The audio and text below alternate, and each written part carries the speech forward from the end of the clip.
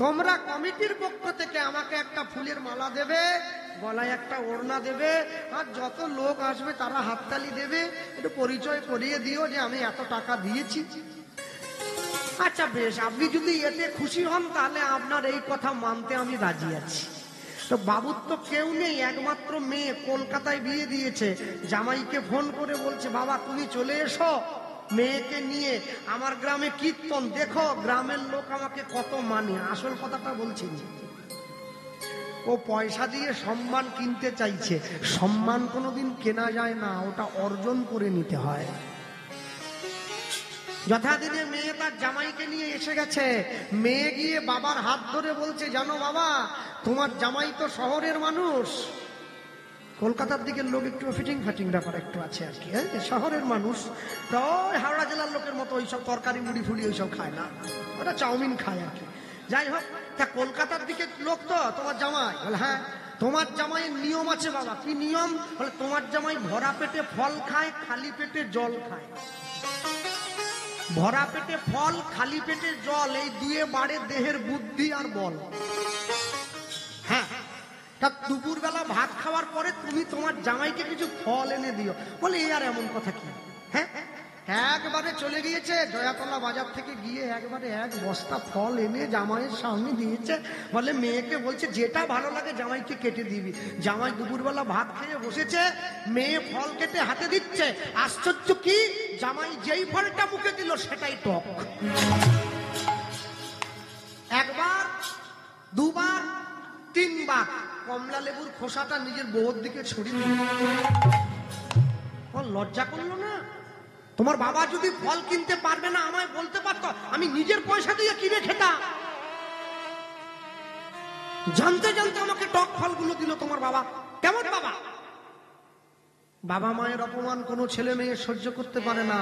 ফলের ঝুড়িটা নিয়ে কানতে কানতে বাবার কাছে গিয়ে বলছে, বাবা তুমি তোমার জামাইকে এইভাবে অপমান করলে, আমাদের বংশের মান মর্যাদা ডুবিয়ে দিলে। কেন রে মা, কি হয়েছে? তোমার জামাইকে কম দামে টক ফলগুলো দিয়েছ? না না না, ভালো ফল।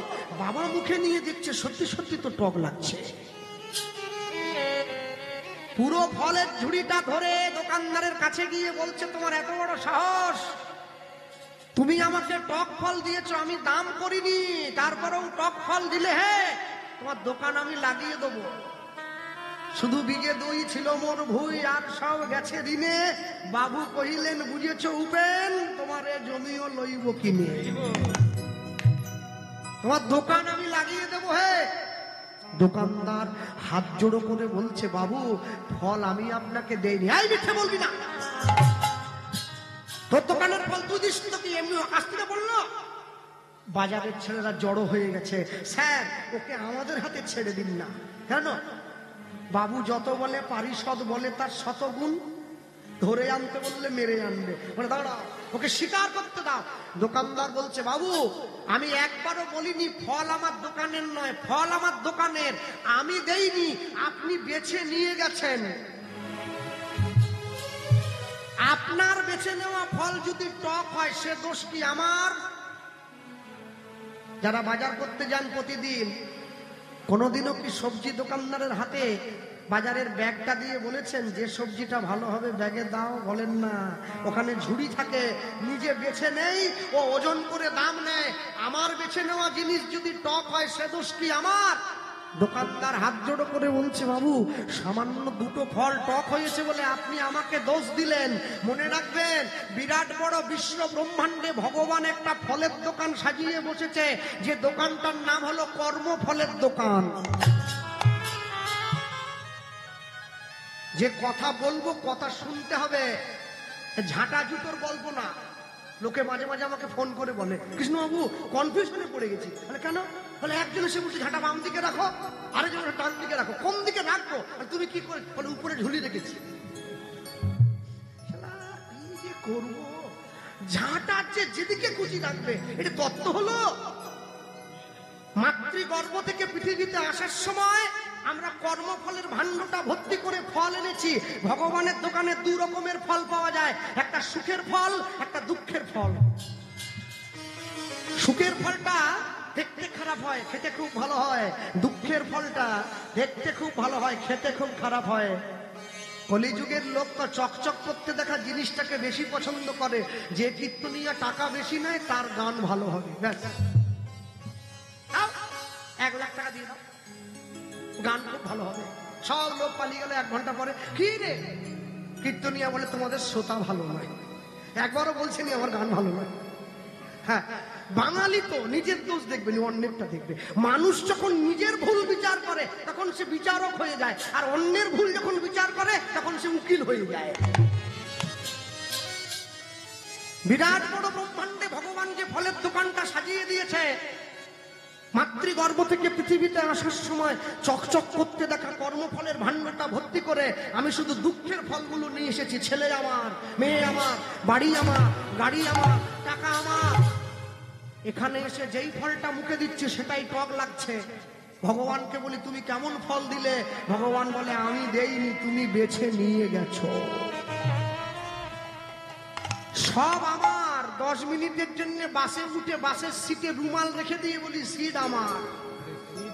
আরে সিট কি তোমার? ও তো কোম্পানি। বলে আমি রুমাল রাখলাম যে। তাহলে সব যদি আমার, তবে আমি কার? দুটো চোখ বন্ধ হয়ে গেলে আমি দেখি আমার সামনে সব সরকারি খামার, আমার বলে আর কিছু নাই। বাজারে মূলো পাওয়া যায়, শীতকালে মূলো উঠেছে ভালো সবজির দোকানে। মূলোটা যত সুন্দর দেখতে হোক 10 টাকা আটির উপরে যায় না, ও 10 টাকা। খদ্দের দিয়ে দাম করে, বলে 8 টাকা হবে নি। কিন্তু আপেল যদি শুকনো হয়ে যায় না, ও 250 টাকার নিচে নামে না। বলে বাবু নিতে হলে নেন, না হলে বাড়ি যান। তাহলে যদি তৈরি করতে হয় সৌন্দর্য নয়, আগে গুণ তৈরি করো। ভালো করে গুণ তৈরি করবে। কেন? কর্ম তোমার ভালো হলে ভাগ্য তোমার দাসী, হৃদয় তোমার ভালো হলে ঘরেই মথুরা কাশী। তুমি সারা জীবন ধরে যদি আম গাছ লাগাও, মরার সময় তুমি আম পাবে। সারা জীবন ধরে যদি উচ্ছে গাছ লাগাও, মরার সময় তুমি উচ্ছে পাবে, আম তুমি পাবে না।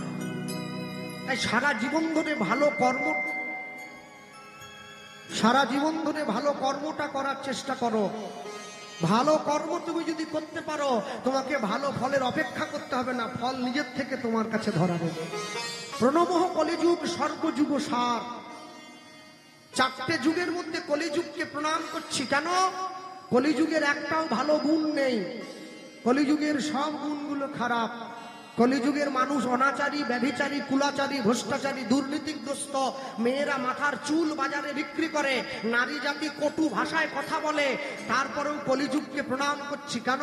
হরিনাম সংকীর্তন যাহাতে প্রচার। ধন্য কলিযুগ, ধন্য অবতীর্ণ শ্রীচৈতন্য। মহাপ্রভু এসেছে আমাদের ঘরে, আমাদের জন্য নাম করছে স্বয়ং ভগবান। বৈষ্ণব মহাজন লিখছে, কি লিখলেন? পরবর্তী পংক্তিতে কলম দিচ্ছেন কি? দূরমতি অতি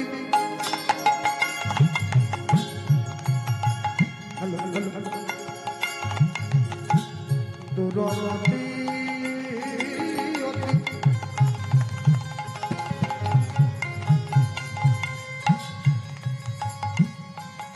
ভগবতী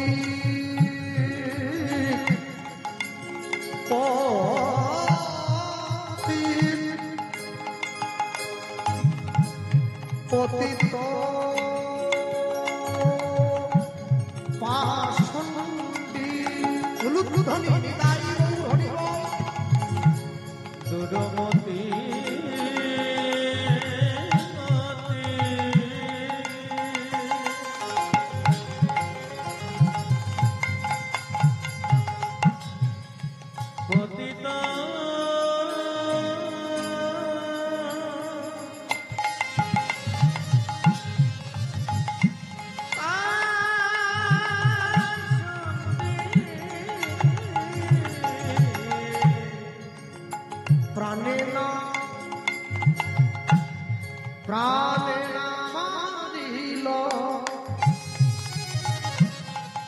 প্রাণে না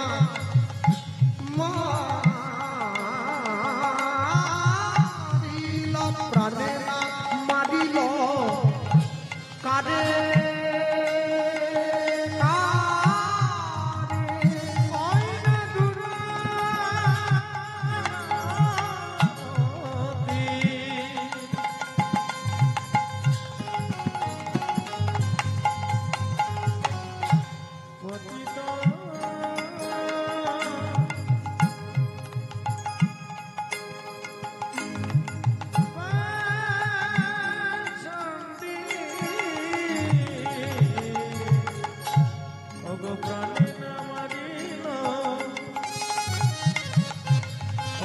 প্রাণে না মারিল, প্রাণে না মারিল তারে।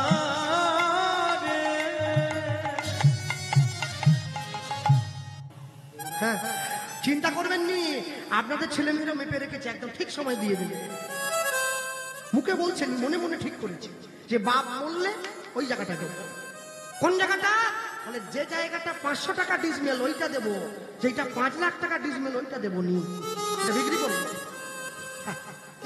মানুষ মরে গেলে তার ছবিতে পর্যন্ত কেউ ধূপ দেয় না, ধুলো পড়ে যায়। বেঁচে থাকতে মানুষ একবারও ভগবানের নাম নেয় না। ভক্তমন্ডলী, ভক্তিমতী মায়েরা, ভগবানের চরণে যখন নয়নের জল পড়েছে, দৈববাণী করে ভগবান জানালো কি, শিলাবতী, অচিরাতে তোমার ঘরে এক পুত্র সন্তান জন্ম গ্রহণ করিবে, জন্মগ্রহণ করিবে। আমার ভক্তির বলে সন্তান বলবান হইবে, বলবান হইবে। এই সন্তান না রহিবে তোমার ঘরে, তোমার ঘরে। জগৎ মাঝে আমার লীলা কথা প্রচার করিবে দারে দারে, দানে দানে। এই সন্তান রাজা থেকে মহারাজা হইবে, মহারাজা হইবে। এই আমার মনের কথা, এই আমার মনের কথা নিশ্চয় ফলিবে। এই আমার মনের তাই গৌর নিশ্চয় ফলিবে।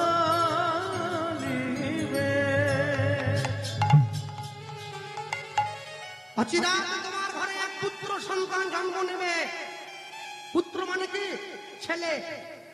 বাবা মায়ের মৃত্যুর পর, পিতামাতার মৃত্যুর পর পিতামাতাকে পিণ্ড দান করে পুত নামক নরক থেকে উদ্ধার করে বলে সন্তানকে বলা হয় পুত্র।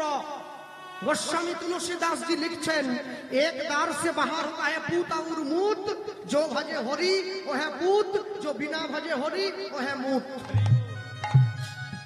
মাতৃগর্ভের একই দরজা দিয়ে পুত্র এবং মূত্র বাহির হয়। যেটা হরিভজন করে ওটা পুত্র, ওটা হরিভজন করে না ওটা মূত্রের সমতুল্য, কোনো দাম নেই ওটা। এরপরে ভগবান বললেন এই ছেলেটা রাজা হবে। এটা মায়ের বিশ্বাস হয়নি। কেন? রাজার ছেলে রাজা হয়, ভিখারির ছেলে কোনোদিন রাজা হয় না। কিন্তু ভগবান যখন বলেছে হলেও হয়তো হতে পারে।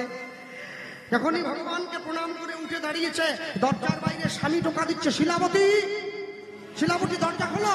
চমকে উঠল, ছুটে গিয়ে দরজাটা খুলে দিয়েছে। কি তুমি? হ্যাঁ, হাতটা বাড়িয়ে দিয়েছি। কি হাত বাড়াচ্ছ? প্রসাদ দেবে না?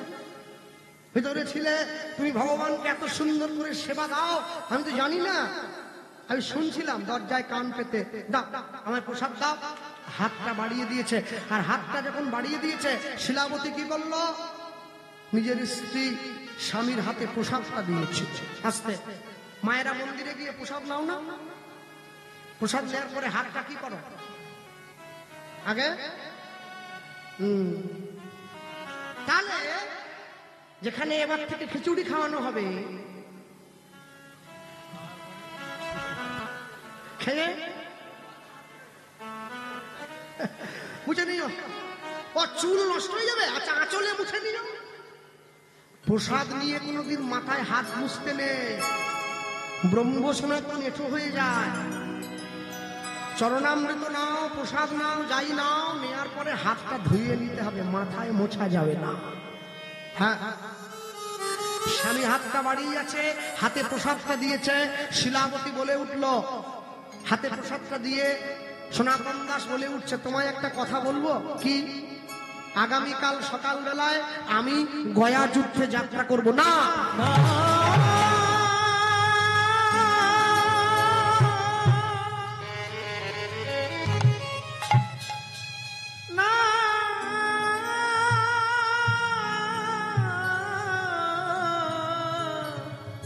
বলো না।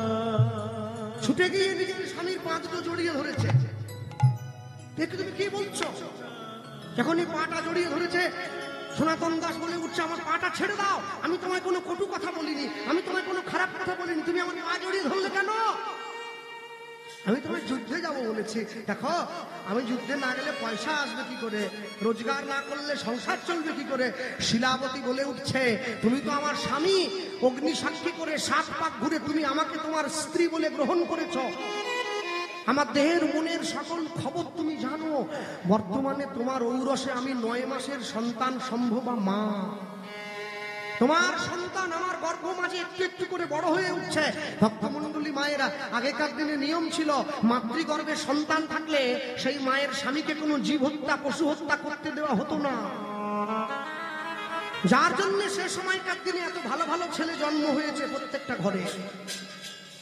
এই পৃথিবীতে যত জায়গায়, যত ক্ষেত্রে যত ভালো ছেলেকে দেখবে, সমস্ত ভালো ছেলের মূলে একটা করে ভালো মা আছে। গাছের গোড়া যদি ভালো হয় তার ফল ভালো হবে, ফলে ভালো হবে। কলের লিয়ার যদি ভালো হয় তার জল ভালো হবে, জল ভালো হবে। মা যদি ভালো হয় তার ছেলেকে ভালো হতেই হবে, ছেলেকে ভালো হতে হবে। কাগজে লেখে মিলিয়ে না। কৌশল্যার মতো মা ছিল বলে ছেলেটা রামচন্দ্র হলো, রামচন্দ্র হলো। দেবকীর মতো মা ছিল বলে ছেলেটা কৃষ্ণ হয়েছে, কৃষ্ণ হয়েছে। সচী মায়ের মতো মা ছিল বলে ছেলেটা মহাপ্রভু হলো। মহাপ্রভু হলো। সারদা দেবীর মতো মা ছিল বলে ছেলেটা বিশ্বকবি রবীন্দ্রনাথ হলো, রবীন্দ্রনাথ হলো। প্রভাবতী দেবীর মতো মা ছিল বলে ছেলেটা সুভাষচন্দ্র বসু হলো, সুভাষচন্দ্র বসু হলো। ভগবতী দেবীর মতো মা পেয়েছে বলে ছেলেটা বিদ্যাসাগর হলো। বিদ্যার সাগর হলো। মায়ের প্রতি টান যেমনি, ছেলেও জীবন পায় তেমনি। মাতৃভক্তি অটুট যত, সেই ছেলে হবে কৃতি তত। পিতায় শ্রদ্ধা, মায়ে টান, সেই ছেলে হবে দেশের প্রাণ। হ্যাঁ, এই যে আমার মা বসে আছে পাশে, যেখানে যা আমাকে সঙ্গে করে সব জায়গায়। আশ্চর্য কি জানেন, আমি যখনই আসরে বের হই মাকে প্রণাম করি, মা পায়ের ধুলোটা মাথায় দিয়ে দেয়। এবার আমার বাম হাতের কোড়ে আঙুলটা দাঁত দিয়ে কেটে দেয়, দিয়ে আমার কানে কানে বলে দেয়, কৃষ্ণ নামে জয়ী হয়ে এসো। আমি লক্ষ্য করেছি, ইচ্ছে করে 1-2 বার আসরে যাওয়ার আগে প্রণাম করি নাই, কান খারাপ হয়ে গেছে। হ্যাঁ, যার থাকে মায়ের আশীর্বাদ, পৃথিবীতে কোনো শক্তি করতে পারেনি আজও পর্যন্ত তারে বরবাদ। মাতৃ আশীষ, দুর্যোধনের চামড়ার দেহ লোহার হয়ে গিয়েছিল গান্ধারীর দৃষ্টি শক্তিতে। মা যখন বেঁচে থাকে তখন মাকে একটু ভাত দাও, মা মরে যাওয়ার পরে পাড়ার লোককে ভেটকি মাছ খাইয়ে কি হবে? মা তো পেল না। বাবা যখন বেঁচে ছিল তখন বাবার গলায় একটা ফুলের মালা পরাও, বাবা মরে যাওয়ার পরে বাপের ছবিতে মালা দিয়ে লাভ নেই, বাপ তো পাইনি। হ্যাঁ, যাক, মানে মোট কথা হলো, যে বাবার ছেলে নাই, একটা মাত্র মেয়ে, অনেক সম্পত্তি, তার বাবা কি জানে, আমার 7 পুরুষের কামাই সব নেবে আমার জামাই। মানে আমার তো তিলকুলে আর কেউ নাই, আমার তো জামাই সব। আর যদি জামাই আমার মরার পরে মুখে আগুনটা দেয়, তাহলে জামাইয়ের নামে বাড়িটা পর্যন্ত লিখে দেবো, ওটা লিখে নিয়ে রাখবো না। কিন্তু আগেকার দিনের বয়স্ক লোকেরা বলতো, শুনেছি, জন জামাই ভাগনা, বাকিটা আপনারা জানেন না। চল, অনেক কথা বলার আছে, বলবো। তবে বলতে গিয়ে সবার আগে বলবো, প্রণমঃ কলিযুগ সর্বযুগ সার। আজ থেকে 538 বৎসর পূর্বে কলিকালের মাটিতে শ্রীকৃষ্ণ চৈতন্য মহাপ্রভুর শুভ আবির্ভাব হয়েছে। মানুষের দরজায়, মানুষের সাজে, মানুষের বেশে ভগবান গিয়ে দাঁড়িয়েছেন। এক এক করে 3টে যুগ চলে গিয়েছে, সত্য, ত্রেতা, দ্বাপর। আমরা কলিযুগে বাস করছি। সত্য যুগে ভগবান 5 বার এসেছে, মৎস্য, কূর্ম, বরাহ, নৃসিংহ, বামন। ত্রেতা যুগে ভগবান 2 বার এলো, রাম, পরশুরাম। দ্বাপর যুগে ভগবান 1 বার এসেছেন কৃষ্ণ হয়ে। কলিযুগে ভগবান 1 বার এসেছেন গৌতম বুদ্ধ রূপে, আরেকবার আসবেন উড়িষ্যার সম্বলপুরে বিষ্ণু যশা ব্রাহ্মণের ঘরে কল্কি অবতার রূপে। তাহলে 3টে যুগ যে চলে গেল, কলিযুগকে প্রণাম করছি, সত্য যুগকে প্রণাম করছি না। কেন? তাহলে যে গ্রামে মাসে 5 বার পুলিশ আসে, সে গ্রামের লোক ভালো না, শুধু মারামারি করে। শুধু সত্য যুগে ভগবানকে 5 বার আসতে হয়েছে, লড়াই করে না লোকগুলো ওদেরকে থামানোর জন্য। এমনি এমনি আসেনি, হাতে একবারে লাঠি সোটা নিয়ে এসে গেছে। কলিযুগের ভগবান কোনো অস্ত্র নিয়ে আসেনি, খালি হাতে এসেছে শ্রীকৃষ্ণ চৈতন্য মহাপ্রভু। রাম আদি অবতারে ক্রোধে যুদ্ধে অস্ত্র ধরে অসুরে করেছে সংহার। এবে অস্ত্র না ধরিল, প্রাণে কারো না মারিল, নাম প্রেমের মালা গাঁথি পরাইল সংসার। যে ভগবানের নাম ভালোবাসে তাকেও হরে কৃষ্ণ নাম দিল, যে নাম ভালোবাসেনি তাকেও নাম দিল। কিন্তু আশ্চর্যের বিষয় কি, যার নাম, আচ্ছা বাচ্চাগুলোকে চুপ করল,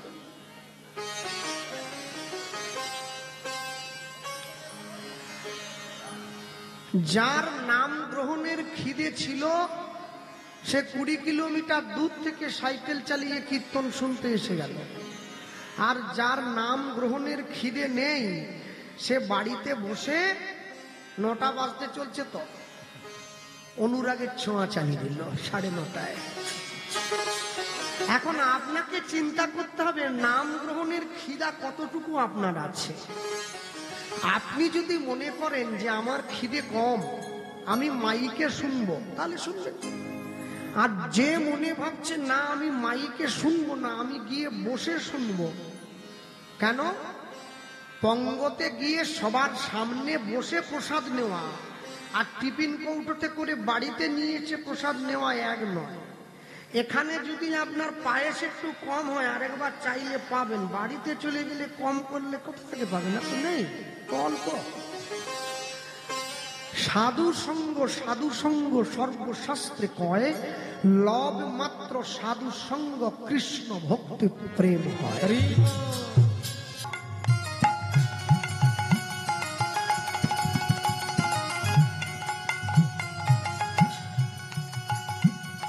জীবের হৃদয় শোধিল যাচিয়া সবার ঘরে ঘরে,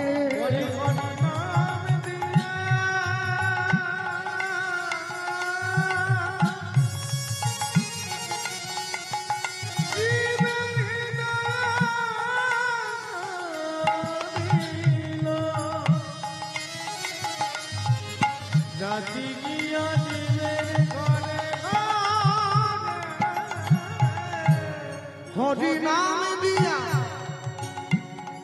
জীবের হৃদয় শোধিল যাচি দিয়া সবার ঘরে ঘরে, হরি নাম দিয়া, হরি নাম দিয়া জীবের হৃদয় শোধিল যাচি দিয়া জীবের ঘরে ঘরে, বলি যেতে সে হরি নাম দিল,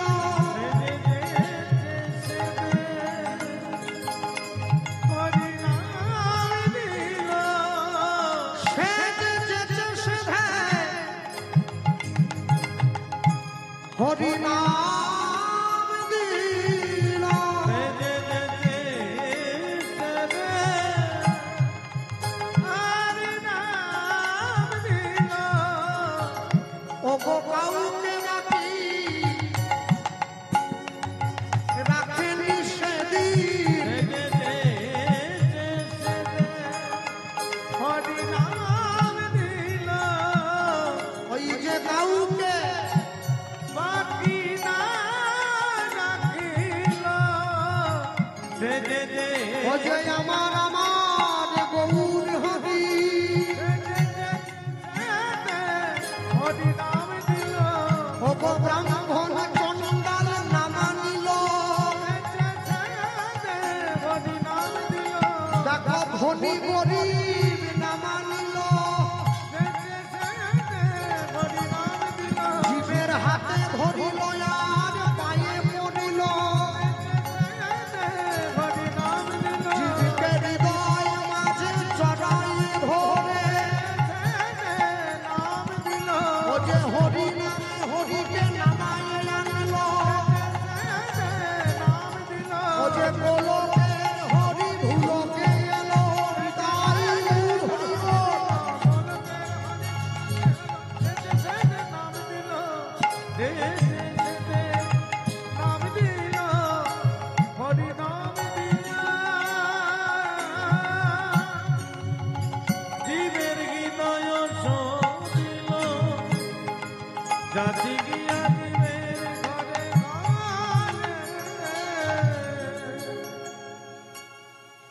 কীর্তন হতে গিয়ে মনে রাখবেন আজকে মহাপ্রভুর যে ঘট বসেছে কীর্তনের আঙিনায়, এই মহাপ্রভুর ঘট কিন্তু একা কারো নামে সংকল্প হয়নি। কেন? এটা কোনো ব্যক্তিগত বাড়ির হরিনাম নয়, পুরো গ্রামের হরিনাম। সবার কাছ থেকে 5 টাকা 10 টাকা ভিক্ষা করে মাধুকুরি করে পয়সাটা এক জায়গায় করে তারপরে কীর্তন হচ্ছে। তাহলে এই সংকল্প যে হয়েছে, সংকল্পটা কারো একজনের নামে হয়নি, পুরো গ্রামবাসীর নামে হয়ে সবার কল্যাণ হয়। কি মনে রাখবেন, হরিনাম শুনে গ্রামের মানুষের কল্যাণ তখনই হবে যখন গ্রামের মানুষ হরিনাম নিতাই গৌর প্রেমানন্দে হরি বল হরি বল হরি বেশ বল করবেন, বেশ করবেন। হরিনাম শুনে গ্রামের মানুষের কল্যাণ তখনই হবে যখন হরিনাম চলাকালীন গ্রামের সব মানুষ তারা সম্পূর্ণ নিরামিষ সেবা করবে, তবে হরিনামের কৃপা পাওয়া যাবে, না হলে পাওয়া যাবে না। কেন জানেন? আজকে আপনাদের বাড়িতে হরিনাম হচ্ছে, আপনাদের গ্রামে কীর্তন হচ্ছে, আর আপনার বাড়িতে কুটুম এসছে বলে, মেয়ে জামাই এসছে বলে আপনি মেয়ে জামাইকে খুশি করার জন্য বাড়িতে মাছ মাংস রান্না করে খাওয়ালেন। তারা মাছ মাংস খেয়ে তারপরে কীর্তন শুনতে আসছে, এতে করে হরিনামের কৃপা পাওয়া যায় না। হরিনামের কৃপা পেতে গেলে সবার আগে নামকে সম্মান দিতে হয়, তবে কৃপা পাওয়া যায়, না হলে পাওয়া যায় না। হ্যাঁ, অনেক অনেক মা যারা আছে, সব মায়েরা যে একাদশী করে আমি সেটা বলবো না, সব মায়েরা যে নিয়ম সেবা ব্রত পালন করে আমি সেটা বলবো না, কিন্তু দুঃখ কি জানেন, মায়েরা একাদশীটা মনে পর্যন্ত রাখে না যে আজকে একাদশী। এটা সব থেকে বড় দুঃখ। তোমরা মনে রেখো যে আজকে একাদশী তিথি, মনে রাখতে হবে। একাদশীর দিন নিজের বাড়ির ছেলেকে সকালবেলা ঘুম থেকে তুলে তুমি ডিম ভাজা খাওয়ালে, তোমাকে বৈষ্ণব রাস্তা দিয়ে যাচ্ছে, বললো মা আজকে একাদশী, তোমার ছেলেটাকে ডিম ভাজা খাওয়ালে। তো মা কি করছে বলুন তো? ছেলের মনে সাহস জোগাচ্ছে। কি বলছে? ওর না জেনে খেলে কিছু হবে না, খেয়ে নি দেখিনি। মা বাড়ির আবদার নাকি? হ্যাঁ, না জেনে আগুনে হাত দিলে আগুন তোমাকে পোড়াবে নি? মনে রাখবে, আগুন নিয়ে খেলা করা ভালো নয়। হ্যাঁ, মুসলমানদের একজন বিখ্যাত মৌলবী আমাকে বলেছিলেন, জানেন তো কৃষ্ণবাবু, একই তো ব্যাপার, আমরা যাকে লাউ বলি, আপনারা যাকে লাউ বলেন আমরা বলি কদু, আর আমরা যাকে দরবেশ বলি আপনারা বলেন সাধু। যাকে আপনারা বাবা বলেন আমরা বলি আব্বা জান, আর যাকে আপনারা কীর্তন বলেন আমরা বলি আজান। হ্যাঁ, যাকে আপনারা মাংস বলেন আমরা বলি গোস্ত, আর যাকে আপনারা বন্ধু বলেন আমরা বলি দোস্ত। কিন্তু আশ্চর্য কি জানেন? বলে কি? বলে আমরা কখনো আল্লাহর সঙ্গে পাল্লা দেই না। জগতে সবার সঙ্গে পাল্লা দেওয়া যায়, আল্লাহর সঙ্গে পাল্লা দেওয়া যায় না। ভগবানকে তোমার ভালো লাগে না, তুমি তাকে ডেকো না। ভগবানকে তুমি পছন্দ করো না, তুমি তার মন্দিরে যেও না। ভগবানকে তুমি স্বীকার করো না, তুমি তার কাছে মাথা নত করো না। করবে? আপে কি আর বাপ বলে? চাপ পড়লে বাপ বলে। আজ বলনি কাল বলবে, বলবে তুমি বটে। এখন তোমার ভালো লাগেনি, তুমি বলো না। তবে যে ভগবানকে ভালোবাসে, যারা ভগবানকে শ্রদ্ধা করে, যারা ভগবানকে সম্মান করে, তুমি কখনো তাদেরকে অপমান করো না। কেন? ভগবান সব সইতে পারে, কোনোদিনও ভক্তের অপমান সহ্য করতে পারবে না।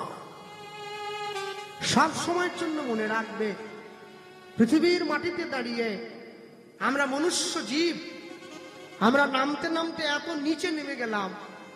আমি পুরী গিয়েছি, আমি নবদ্বীপ গিয়েছি, আমি বৃন্দাবনে যখন যাই, আমি গেলে দেখি, দর্শন করি। বৃন্দাবনে, পুরীতে সমুদ্রের পাড়ে জগন্নাথের লীলা মহাপ্রভু বিলীন হয়েছে যে সমুদ্রের। বৃন্দাবনে যে যমুনার পাড়ে গোবিন্দের লীলা হয়েছে, নবদ্বীপে যে গঙ্গার পাড়ে আমার মহাপ্রভু নেচে খেলে বেরিয়েছে, সেই গঙ্গার পাড়ে, যমুনার পাড়ে পুরীতে গিয়ে বড় বড় স্কুল কলেজের মেয়েরা পরিবারের সঙ্গে ঘুরতে গিয়ে তারা সমুদ্রের ধারে গিয়ে রিলস ভিডিও বানায়। পুরীতে গিয়ে তারা বৃন্দাবনে গিয়ে রিলস ভিডিও বানায় যমুনার পাড়ে দাঁড়িয়ে। ভগবানকে পিছন দিকে দিয়ে সেলফি তোলে, উপর দিকে তোলে। ভগবান যেন বাড়ির লোক, ভুলেই গিয়েছে যে আমি কোথায় এসেছি, আমি কেন এসেছি। দুর্গাপুজোর সময় ঠাকুর দেখতে গিয়েছে, আর দুর্গাপুজোর সময় ঠাকুর দেখতে গিয়ে 4 চাকা মারুতির থেকে নেমেছে, বাবা মায়ের হাত ধরে আছে মেয়ে, বড় মেয়ে, আর মারুতির থেকে নামার পরে শুধু নিজের জামাটাকে নিচের দিকে টানছে। ওর মা ছুটে এসে বলছে, মা রে আর টানিস না, এরপর টানলে তো ছিঁড়ে যাবে। কেন? তুই তো ইচ্ছে করে ছোট করেছিস। সেইটুকু তুই ভগবানের কাছে এসছিস, তুই মা দুর্গা দর্শন করতে এসছিস। ভগবানের মন্দিরে আসতে গেলে কি পোশাক পরতে হয়, বাঙালি সেই শালীনতা বোধটা পর্যন্ত হারিয়ে ফেলেছে। হ্যাঁ, মনে রাখবেন সব সময়ের জন্য, জীবনে যা কর্ম করবেন ভাবিয়া করিও কাজ, করিয়া ভাবিও না। কেন জানো? যখন নদীতে জোয়ার আসে, নদী কিন্তু কিচ্ছু মানে না যে আমার দুপারে ঘর আছে, বাড়ি আছে, মন্দির আছে, তার সামনে যা পড়বে সে সব ভাসিয়ে নিয়ে চলে যাবে। মানুষের জীবনে পাপের বোঝা বাড়তে বাড়তে যখন বোঝার বাঁধটা ভেঙে যাবে, মৃত্যু এসে তোমাকে টেনে নিয়ে চলে যাবে, কেউ তোমাকে আটকাতে পারবে না। সব সময় জগতের মাটিতে দাঁড়িয়ে জীবনে যে কাজ করছেন, যা কর্ম করছেন, সেই কাজটার আগে একবার চিন্তা করবেন, যে কাজটা আমি করলাম, এ কাজটা করা আমার ঠিক হচ্ছে কিনা। কেন? আপনি যদি কর্ম ভালো করেন, কাজ যদি ভালো করেন, তাহলে সবসময় দেখবেন আপনি এর জন্য উপযুক্ত ফল পাবেন। কই একটা বড় বয়স্ক মানুষের সঙ্গে একটা 10 বছরের ছোট্ট ছেলে, দুটোই মুসলমান, দেখা যখন হয়, ওই ছোট ছেলেটা ওই বড় লোকটাকে বলে সালাম আলাইকুম, মাথা নত করে। কেন? ওটা শিক্ষা হয়েছে। কই একজন বৈষ্ণবের সঙ্গে যদি হিন্দু বাড়ির কোনো ছেলে দেখা হয়, একবারও তো হাত জোড় করে জয় নিতাই বলে না। তাহলে বুঝতে হবে আমাদের সংস্কারের অভাব আছে। সাধুকে সম্মান করি না, বৈষ্ণবকে সম্মান দেই না, ভক্তকে সম্মান দেই না, ভগবানকে সম্মান দেই না। আমি মনে মনে ভাবি আমি জীবনে অনেক বড় হব। আরে আমার আপনার বাড়ির ছেলে, তোমাদের বাড়ির ছেলে মেয়েরা একটু পড়াশুনো শিখেছে, মাধ্যমিক উচ্চ মাধ্যমিক পাশ করেছে, তারা কেউ কেউ স্কুল মাস্টার, কেউ ডাক্তার। তুমি মানুষের কাছে গিয়ে গর্ব করে বলছো আমার ছেলে আমার মেয়ে এই পারে সেই পারে, এই যোগ্যতা সেই যোগ্যতা। তোমার অহংকারে মাটিতে পাই পড়ছে না। শোনো, অহংকার যদি কেউ দেখাতে পারে, এই জগতে যে অহংকার করতে পারে, অহংকার যদি কারো থাকা উচিত, সে হচ্ছে রামচন্দ্রের পায়ের কাছে বসে আছে যে হনুমানটা, সেই হনুমানের। আরে ছোট বয়সে যে সূর্যকে বগলদাবা করে নিয়েছে, অহংকার তো তার সাজা উচিত। যে রাবণের সোনার লঙ্কা লেজের আগুন দিয়ে পুড়িয়ে ছারখার করে দিয়েছিল, অহংকার তার থাকা উচিত। যে কোনোদিন নবগ্রহকে তাকে বসে আনতে পারেনি, অহংকার তার থাকা উচিত। যে বুক চিরে রাম সীতাকে দেখিয়ে দিয়েছিল, অহংকার তার থাকা উচিত। তার অহংকার নেই, আছে আমাদের। কেন? এটা মিথ্যে অহংকার, আজ আছে কাল থাকবে না। ভক্তমণ্ডলী, ভক্তিমতী মায়েরা, মহাপ্রভু এসে মানুষের দরজায় দাঁড়িয়ে শুধু একটা কথাই বলেছিল, জীব নিত্য কৃষ্ণ দাস ইহা ভুলি গেল, মায়া পিশাচী জীবের গলেতে বান্ধিল। কৃষ্ণ নাম কর জীব, আর সব মিছে, পলাইবার পথ নাই, দেখো জম আছে পিছে। হরি বল, হরি বল। তুমি সারাদিনে যে কাজ করো, যে কর্ম করো, তুমি দিনের শেষে একটি বার ঘরের দরজাটা বন্ধ করে দিয়ে তুমি তার চরণটা জড়িয়ে ধরো। গৃহে বা বনেতে থাকো, হা গৌরাঙ্গ বলে ডাকো, নরোত্তম মাগে তার সঙ্গ। তুমি যেখানেই থাকবে, যেই কর্মই করবে, তুমি তার চরণটা স্মরণ করতে ভুলবে না। হ্যাঁ, তুমি এক পকেটে মোবাইল ফোন রাখো, আরেক পকেটে একটা গীতা রাখো, গীতা পড়ো, তবে তো গীতার গুরুত্ব বুঝবে। মানুষ যখন মরে যায়, শুয়ে রয়েছে লম্বা হয়ে, পাড়ার লোক ছুটে এসেছে একটা ফুলের মালা নিয়ে আর একটা করে 10 টাকার গীতা ওর বুকের উপরে দিচ্ছে। যে সারা জীবনে গীতা পড়েনি, তার বুকে গীতা দিয়ে কি হবে? হ্যাঁ, সে গীতার মূল্য বোঝে? কোর্টে গিয়ে আসামি লাল কাপড়ে মোড়া বইতে হাত দিয়ে বলে, যাহা বলিব সত্য বলিব, সত্য ছাড়া মিথ্যা বলিব না। ওটা কোরআন নয়, ওটা বাইবেল নয়, শ্রীমদ্ ভগবত গীতা। যদি তুমি গীতা না পড়ো, তুমি গীতার গুরুত্ব বুঝবে কি করে? এক পকেটে মোবাইল ফোন রাখো, আরেক পকেটে গীতা রাখো। এক রবিবার করে পিকনিক করতে যাও, মদ মাংস খাও, আরেক রবিবার করে মন্দিরে গিয়ে ভাগবত পাঠ শোনো। মাসে একবার পাড়ার লোককে নিয়ে, বাড়ির ছেলে মেয়েদের নিয়ে তুমি বড় জায়গায় খেতে যাও, মাসে একবার করে মন্দিরে প্রসাদ পেতে যাও। বছরের শেষে হিসেব করে দেখবে জীবনে তোমার কোনটা লাভ হয়েছে, কোনটা ক্ষতি হয়েছে। হাত ধরাধরি করে খোঁজার দরকার নেই, উত্তর তুমি নিজে পেয়ে যাবে। হ্যাঁ, কেন? মানুষ কোনোদিন নিজেকে জানতে চায় না, অপরকে জানতে চায়। নেপোলিয়ন বলেছিলেন, যদি 100টা কুকুর যুদ্ধ করে, 100টা কুকুর যুদ্ধ করতে গিয়ে 100টা কুকুরকে যদি একটা সিংহ সামনে থেকে দাঁড়িয়ে নেতৃত্ব দেয়, কুকুরগুলো সিংহের মতো লড়াই করবে। আর 100টা সিংহ যদি যুদ্ধ করতে যায়, একটা কুকুর যদি ওদের রাজা হয়, সিংহগুলো কুকুরের মতো গিয়ে মারা যাবে। তাহলে তুমি ঠিক করবে তোমার জীবনের শুরুতে, তোমার জীবন যুদ্ধের পথিক হিসাবে তুমি কাকে দাঁড় করিয়েছো। সেই লোকটা যদি সঠিক হয়, হ্যাঁ, তোমাকে সিংহাসনের চিন্তা করতে হবে না, সিংহ তৈরি হও, আসন তুমি এমনি পেয়ে যাবে। সিংহকে গিয়ে বনের সব পশুরা বলেছিল, আপনি বনের রাজা কেন? সিংহ উত্তর দিয়েছিল, আমি মনে করি আমি রাজা, তাই আমি রাজা, বাকিরা আমার প্রজা। রাজা হওয়ার মতো যোগ্যতা থাকা চাই না, তবে নাহলে হবে কি করে? ভক্তমণ্ডলী, ভক্তিমতী মায়েরা, মানুষের দরজায় ভগবান গিয়ে দাঁড়িয়েছে। বৈষ্ণব মহাজন পদকর্তা শেষে গিয়ে লিখছেন, কি লিখলেন? এতিন ভুবন আনন্দে ভরিল, উঠিল মঙ্গল সোম নিতাই।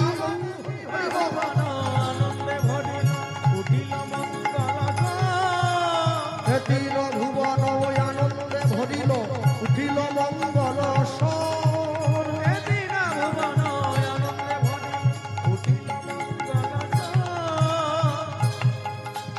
কহে প্রেমানন্দে এমন গৌরাঙ্গে রতিনা জন্মিল।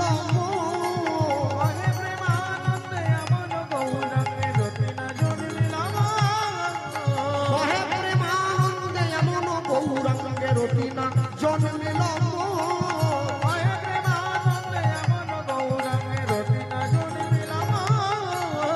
আমার ভাগ্যে হলো না গো, আমার ভাগ্যে হলো না গো, সবাই তোমার নাম নিল, সবাই তোমার নাম নিল, বলি আমি পতিত পড়ে রইলাম। হরি হরি বল। আমার ভাগ্যে হলো না গো, আমার ভাগ্যে হলো না গো, কহে প্রেমানন্দে এমন গৌরাঙ্গে রতিনা জন্মিল। কহে প্রেমানন্দে এমন গৌরাঙ্গে রতিনা জন্মিল।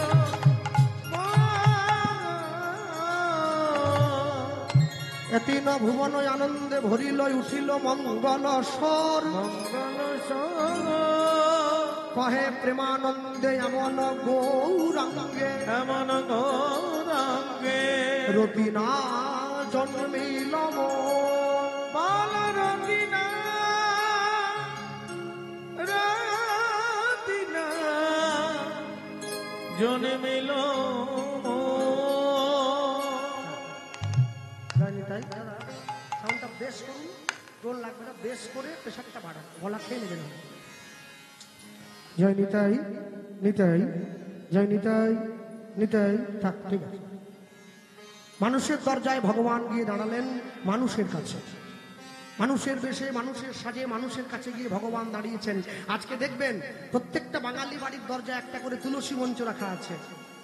আমি যে হিন্দু কি করে বুঝবেন? আমার ঘরের দরজায় তুলসী মঞ্চ। রাম আমাকে দেয়নি, কৃষ্ণ আমাকে দেয়নি, এটা মহাপ্রভু দিয়েছে প্রত্যেকটা মানুষের ঘরে ঘরে। আজকে বাঙালির গলায় তুলসীর মালা মহাপ্রভু দিয়েছে। মহাপ্রভু যদি না থাকতো কলিযুগের মানুষ জানতেই পারতো না বৃন্দাবন বলে কোনো জায়গা আছে। বৃন্দাবন খায় না মাথায় দেয়, মহাপ্রভু আমাদের বৃন্দাবন চিনিয়েছে। হ্যাঁ, চলো ছোট্ট করে গৌরচন্দ্রিকা গাইলাম, লীলা মাধুর্যে প্রবেশ করি। প্রবেশ করতে গিয়ে সবার আগে যা বলবো, আপনাদের এই স্থানে আমি প্রথম এসেছি। আর সবার আগে যেটা বলার সেটা হচ্ছে অন্য কিছু নয়, আমাদের যেখান থেকে আমরা এসছি, আমাদের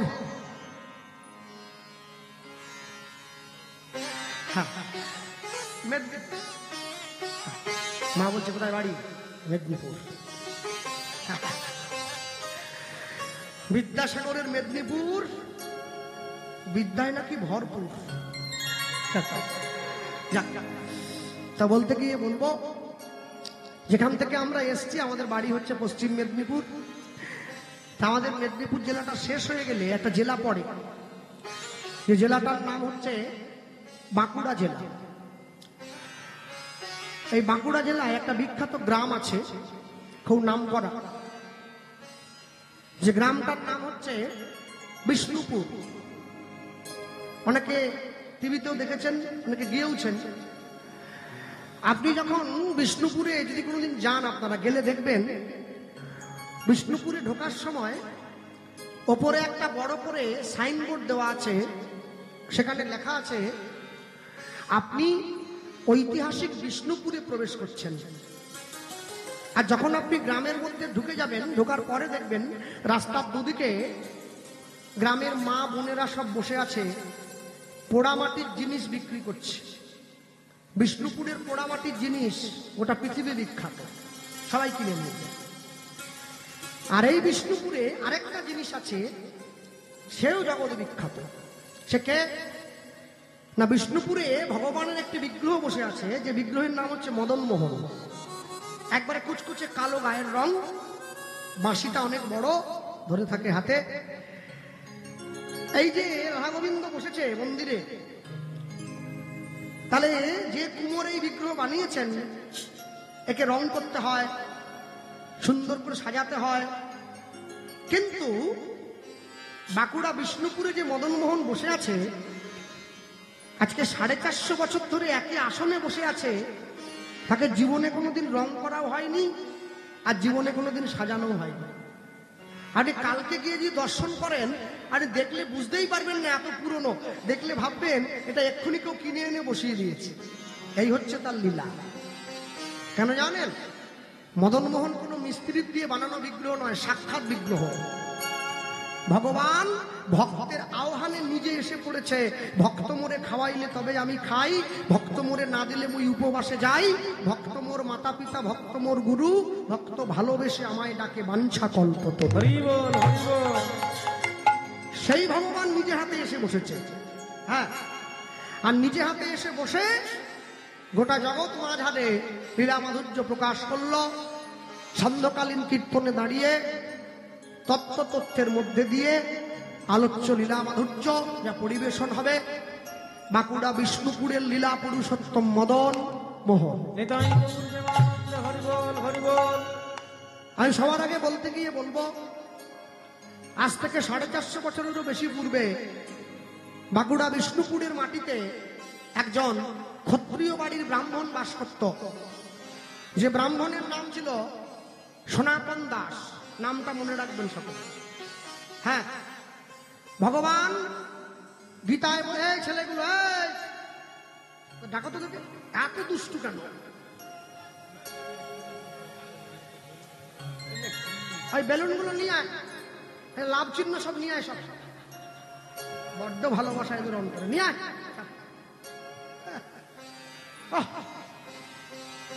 মাইক ছাড়ি চলে যাচ্ছে, উনি পাবি এটা স্কুলে গেলে কি করে? ভগবান গীতায় বলেছেন, আমি জীবের গুণ আর কর্ম দেখে 4টে বর্ণের সৃষ্টি করেছি। চতুর্বর্গং ময়া সৃষ্টম গুণ ও কর্ম বিভাগস, ব্রাহ্মণ ক্ষত্রিয় বৈশ্য শূদ্র। আস্তে, ভগবানের মুখ থেকে ব্রাহ্মণ, বুক থেকে ক্ষত্রিয়, উরু থেকে বৈশ্য, চরম থেকে শূদ্রের জন্ম হলো। 4টে জাত। ব্রাহ্মণ পূজা করবে, ক্ষত্রিয় যুদ্ধ করে দেশকে রক্ষা করবে, বৈশ্য ব্যবসা করে সমাজে অর্থের যোগান দেবে, শূদ্র এই 3 বর্ণের সেবা করবে। 3 বর্ণের সেবা করবে মানে 3 বর্ণের পা টিপবে, সেটা বলিনি। ব্রাহ্মণ যে ঘন্টাটা বাজায়, কে বানায়? শূদ্র। ক্ষত্রিয় যুদ্ধ করতে যায় তীর ধনুক নিয়ে, তীর ধনুকটা কে বানায়? শূদ্র। বৈশ্য ব্যবসা করে দাঁড়িপাল্লা নিয়ে, দাঁড়িপাল্লাটা কে বানায়? শূদ্র। তাহলে বিশ্বকবি রবীন্দ্রনাথ ঠাকুর বললেন, আমি আসিব যাইব তোমার চরণ সেবিব। যখন বাড়িতে গুরুদেব আসে, আমরা গুরুদেবের পায়ে হাত দিয়ে প্রণাম করি। তাহলে চরণকে আমরা ছোট বলতে পারি না, চরণের থেকে জন্মালে ছোট হয় না। কেন জানেন? মনে রাখবেন, চরণের দাস হওয়ার জন্য সবাই গড়াগড়ি যায়। আমি তোমার চরণের দাস হব, অন্য কিছু নয়। ভক্তমণ্ডলী, ভক্তিমতী মায়েরা, এই বাঁকুড়া বিষ্ণুপুরে যে সনাতন দাস নামক ব্রাহ্মণ ছিলেন, এই ব্রাহ্মণ পেশায় ক্ষত্রিয় যোদ্ধা ছিলেন, দেশকে রক্ষা করতেন। দেশকে রক্ষা করতে তিনি একবার যুদ্ধসূত্রে কর্ণাটকে গিয়ে একটি ক্ষত্রিয় বাড়ির মেয়েকে বিয়ে করে বাড়িতে এনে তুলেছিলেন, যে মেয়েটির নাম ছিল শিলাবতী। একদম শুরুতে দাঁড়িয়ে মহাজন কলম দিচ্ছেন, কি? বিষ্ণুপুর ছিল এক, ছিল নিতাই গৌর প্রেমানন্দ হরি বল। বিষ্ণুপুরে ছিল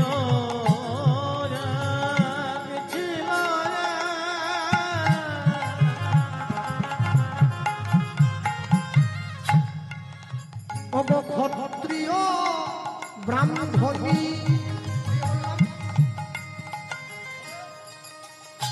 দেবদ্বিজে ভক্তি সদাই ভক্ত শিরোমণি। বিষ্ণুপুরে ছিল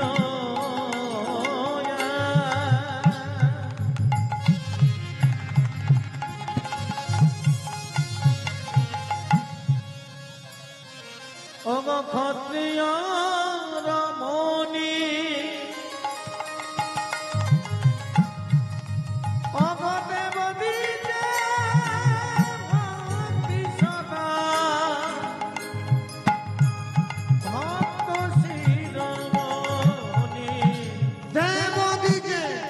ভক্তি সদাই ভক্ত শিরোমণি।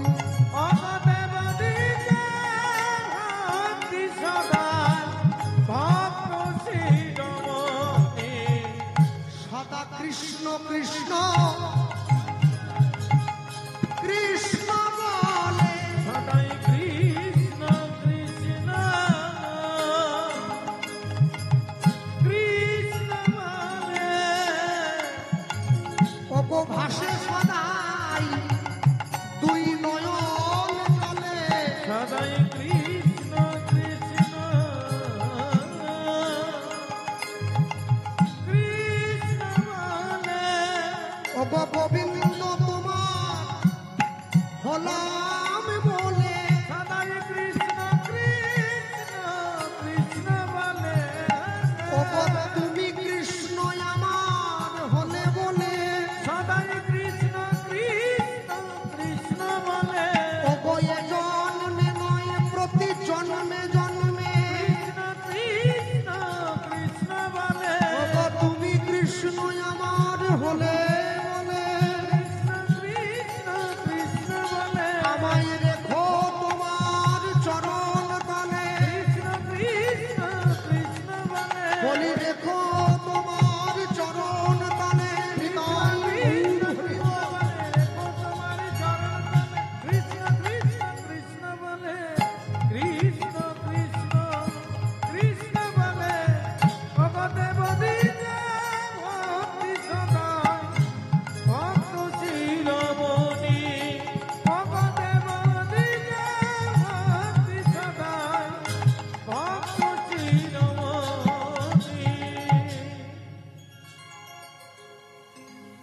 আগেকার দিনের লোকে একটা কথা বলতো, সংসার সুখের হয় রমণীর গুণে, খুব বিখ্যাত উক্তি।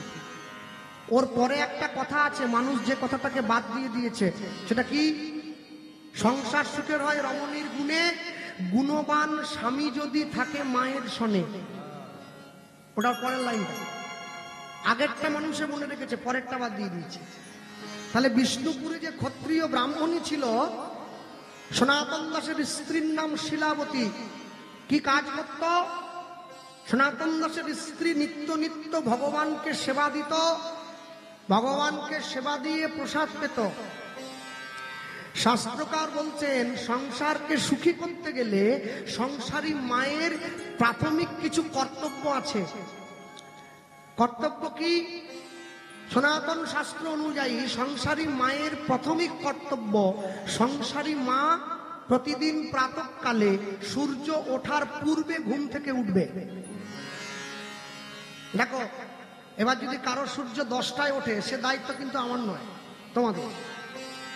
সংসারী মায়ের দ্বিতীয় কর্তব্য, সংসারী মা প্রতিদিন প্রাতঃকালে উঠে স্নান করবে। শাস্ত্রে 4 রকমের স্নানের কথা বলা আছে। কি কি 4 রকমের স্নান? ভোর 3টে থেকে সকাল 6টা পর্যন্ত যারা স্নান করে, সেই স্নানটাকে বলা হয় দেবস্নান, মানে ওই সময় দেবতারা স্নান করে। সকাল 6টা থেকে সকাল 9টার মধ্যে যারা স্নান করে, ওই স্নানটাকে বলা হয় ঋষি স্নান, ওই সময় সাধুগুরু বৈষ্ণব মুনি ঋষিগণ স্নান করেন। সকাল 9টা থেকে বেলা 12টার মধ্যে যারা স্নান করে, ওই সময় স্নানটাকে বলা হয় নর স্নান বা মনুষ্য স্নান। 12টার থেকে 3টের মধ্যে যারা স্নান করে, রাগ করবেন নি আবার, ওই স্নানটাকে বলে পশু স্নান, ওই সময় সব পশুরা চান টান করে। হ্যাঁ, না না, দুঃখ পাবেন, ওটা আমি বলার লোক পড়ে বলে দিলাম, যে যা করছে করছে। হ্যাঁ, আরে আমি তো করি, আপনারা কি আঙুল দেখাচ্ছেন? একটা হরিবাসরে যা বলেছি না, 2টো ছেলে দাঁড়িয়েছিল কোনায়, লাল চোখে কটমট করে দেখছে, মানে একে খেয়েছে, তারপরে আবার খেয়েছে, মানে কথা খেয়েছে। পড়বে কথা সবার মাঝে, যার কথা তার গায়ে বাজে। আপনি বলে যান, যে টেনে নেওয়ার সে ঠিক টপ করে টেনে নেবে, অসুবিধা কিছু নেই। হ্যাঁ, যা আসর থেকে নেমেছি 10 টাকা হাতে দিয়ে হাত ধরে নিয়েছে। দাদা একটা কথা বলবো। তাহলে বলুন। বলে যে কি চান করার কথাটা কি বললেন? তোমরা কমিটি? বলে আমরাই তো কমিটি। আমি বাকিটা শোনোনি? বলে বাকিটার দরকার নেই, ওইটা দরকার। কি? বলে 12টার থেকে 3টে পর্যন্ত চান করলে কি বলে? তাহলে আমি বলিনি, বইতে লেখা আছে, পড়ে বলে দিয়েছি। বলে কি বলুন না? বলে পশু স্নান। বলে মনে রাখবেন, কি পশুগুলোই কিন্তু আপনাকে এনে হরিনাম দিচ্ছে। আরে ভাই রাগ করোনি, আমি তোমাদের বলিনি, যারা চান করে ওদের বলছি। বলে আমরাই তো করি। হরিনামের জন্য ভিক্ষে করতে বেরিয়েছি 1 মাস ধরে, 3টে কি বলছেন? সন্ধ্যা হয়ে গেছে চান করতে ভিক্ষে করে, কি করবো? তোমরা টানছো কেন? আমি তোমাদের বলিনি, যারা রোজ রোজ করে তাদের বলছি আর কি। বলো তাহলে ঠিক আছে, যান ঘরে যান। যাক, বেঁচে গেছি সেই জন্য বলি না সব জায়গায়। সংসারী মায়ের তৃতীয় কর্তব্য, সংসারী মা প্রত্যেকদিন ভগবানকে সেবা দিয়ে প্রসাদ গ্রহণ করবে। ভগবান গীতায় বললেন, যে আমাকে না দিয়ে খায় সে চোর, চুরি করে খায়। তাহলে আমার বাড়িতে যদি রুই মাছের মাথা রান্না হয়, আমি ভগবানকে ভোগ দিতে পারবো না, আগেই চোর সেজে বসে রইলাম। হ্যাঁ, স্বামীর সঙ্গে এক সংসারে থাকতে গিয়ে মা শিলাবতী সমস্ত নিয়মগুলো মেনে চলে। ভগবানকে নিত্য নিত্য ভগবানের কাছে গিয়ে শাক অন্নের থালাটা নিয়ে গিয়ে ঘরের দরজাটা বন্ধ করে দিয়ে গোবিন্দের চরণটা জড়িয়ে ধরে কাঁদে, প্রভু আমার তো কিছু নেই তোমাকে দেওয়ার মতো, তবে আমি কৃপা করে যেইটুকু তোমার জন্য আনতে পেরেছি, তুমি কৃপা করেছো বলে সেইটা তুমি গ্রহণ করো। 1 দিন 2 দিন 3 দিন 4 দিন 5 দিন একসঙ্গে এক সংসারে থাকতে গিয়ে মা হয়ে গিয়েছিল সন্তান সম্ভবা মা। মাতৃগর্ভে সন্তান এসে গিয়েছিল। যেদিন থেকে মাতৃগর্ভে সন্তান এসেছে, মা গিয়ে গোবিন্দ চরণে নয়নের জলের পরিমাণটা বাড়িয়ে দিয়েছে। ভগবানকে বলছে, আমার গর্ভ মাঝে ছেলে হবে কি মেয়ে আমি জানি না, তবে এইটুকু তোমার কাছে চাই, ও যেন কৃষ্ণ ভক্ত হয়ে জন্মে। যে সমস্ত বাবা মায়েরা বসে আছেন, আপনারা চাইলেই আপনাদের বাড়ির ছেলে মেয়েদেরকে ডাক্তার, ইঞ্জিনিয়ার, উকিল, ব্যারিস্টার তৈরি করতে পারেন, কিন্তু আপনারা চাইলেই বাড়ির ছেলে মেয়েদেরকে ভক্ত তৈরি করতে পারবেন না। ভক্ত হওয়া বড় শক্ত, পণ্ডিত রইল বসে, গাছের ফল গাছে রইল, বৃন্ত পড়েছে খসে।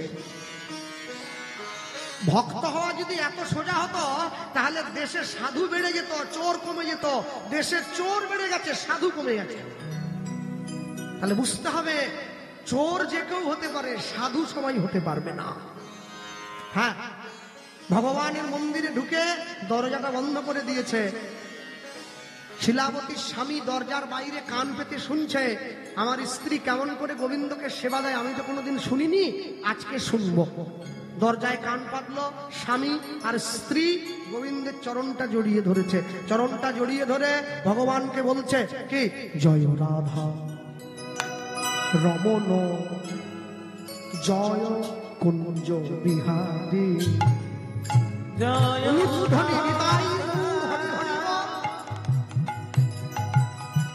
রাম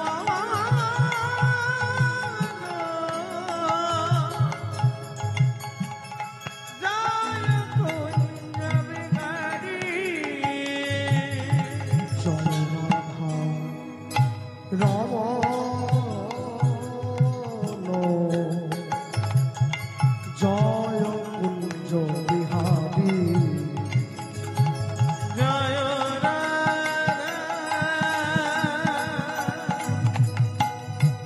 রাম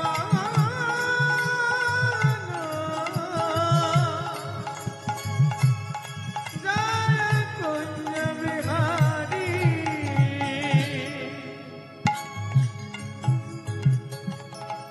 জয় যশোদা নন্দন। জয় একটু হাত তোলা যাবে? কীর্তন শুধু কথা নয়, গানও তো শুনতে হবে।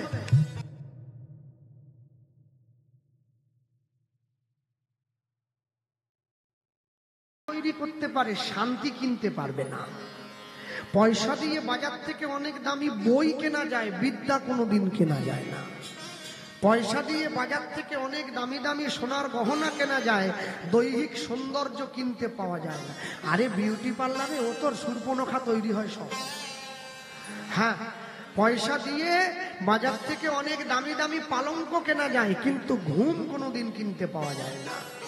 পয়সা দিয়ে ভালো ভালো পোশাক কিনে পরে ভালো মানুষ সাজার অভিনয় করা যায়, মনুষ্যত্ব কিনতে পাওয়া যায় না, ওটা অর্জন করে নিতে হয়। হরি বল হরি বল হরি বল। তিনি আমাদেরকে বলছেন আমি যে তোমাদের কিছু দেব, এর বিনিময়ে আমি কি পাবো? তা আমরা বললাম, বলুন বাবু আপনি কি দিলে খুশি হবেন? বলছে দেখো, যেদিন তোমাদের মূল কীর্তনিয়া আসবে, যখন গ্রামের মানুষ একবারে ঠেসে যাবে, তোমরা সেই সময় আমাকে আসরে ডাকবে। তারপর কেউ কেউ ভাবছে আপনি কি গাইবেন নাকি আধ ঘন্টা? বলে না, আমি গাইবো না, তবে বলে আমি আসরে গিয়ে দাঁড়াবো,